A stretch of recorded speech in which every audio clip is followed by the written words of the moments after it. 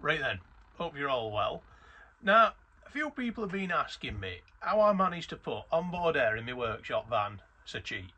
So, I put it into this particular van, transit, bag of junk, trans shit.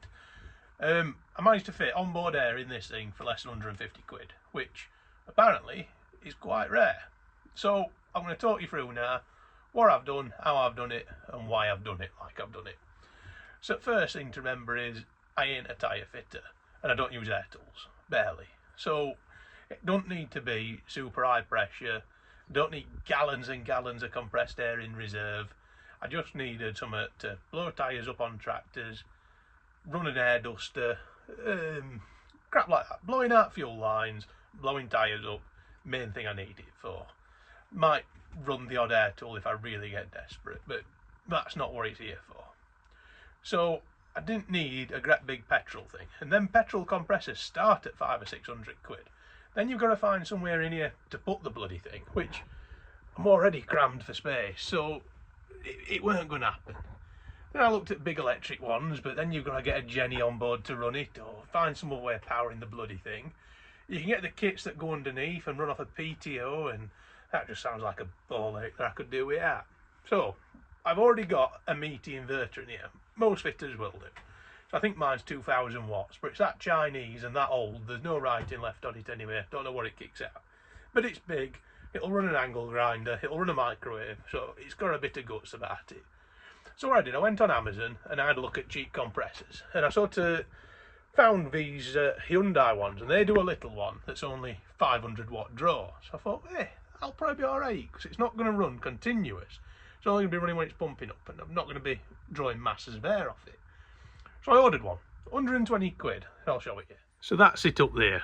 Now don't worry, this strap's not holding it in, it's bolted to shelves. It's not going nowhere, that thing. Strap's to hold all my consumables in place.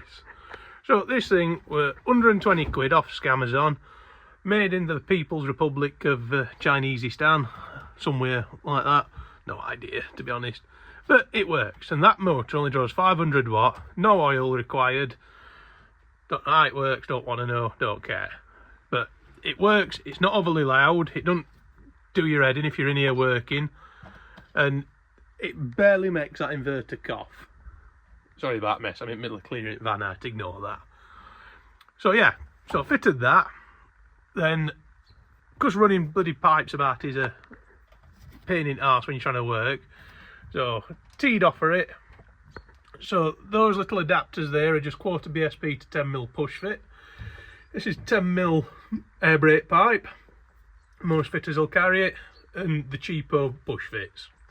I know I should probably use the brass ones, I'll probably regret fitting them, but I figure it's not getting the hammer of brake system is, so the little plastic push fits will be alright. So it's done, come off of there, up to the roof, then I've got this pipe, it's all P-clipped in so it shouldn't rub through. Coming all the way down to a PCL fitting on the side door there. So we've got air out at the side door, and same again, runs all out back there and goes down to my back door. So we've got air to side at van and to rear at van, and Bob's your uncle. Now this thing builds up to, I think it's 110 psi, so it's powerful in it, it's got enough air pressure in there if I ever need to freak brakes off on a trailer or get some air into a wagon. It's got the guts for that. Don't think it'd keep up with brakes on a wagon if I ever needed to shunt one, but it'll get you moving again, get your heart at shit, and that's most we need.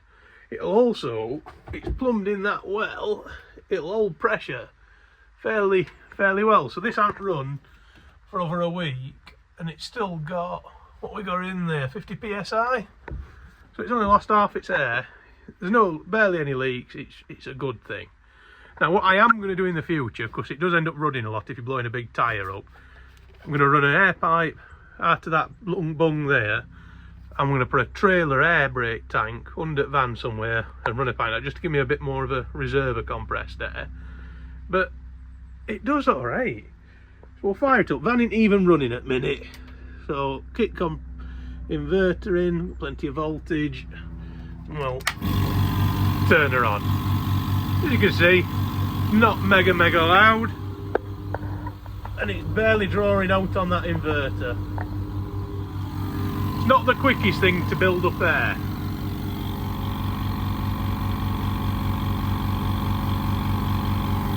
But it is only 500 watts, so you can't expect miracles, can you? Some of us have to work with a bit less than others, but we all get there in end. So, yeah, I've got to admit, I weren't sure if this were going to work or if I were wasting my money. There we go. But, turns out, I'm quite impressed with it. So if you've already got an inverter in, you can fit onboard air to your van for less than 150 quid, which I don't think that's bad. So like 120 for that. Connectors and pipe, most fitters will already have them. PCL connectors are about a tenner a piece, and then them little adapters, so you need 3 of them that go 10mm push fit to 1/4 inch PSP. Job's a peach. Anyway, I think it's time for pub. It's raining, don't know if you can hear that, which means I can't be arsed to go out. If you want to see a bit more of how I've kitted my van out, it is a mess. I thrive in chaos, and maybe a new toolbox door. I'll be putting some more videos like this up, but for now, I'll see thee. Have a good one.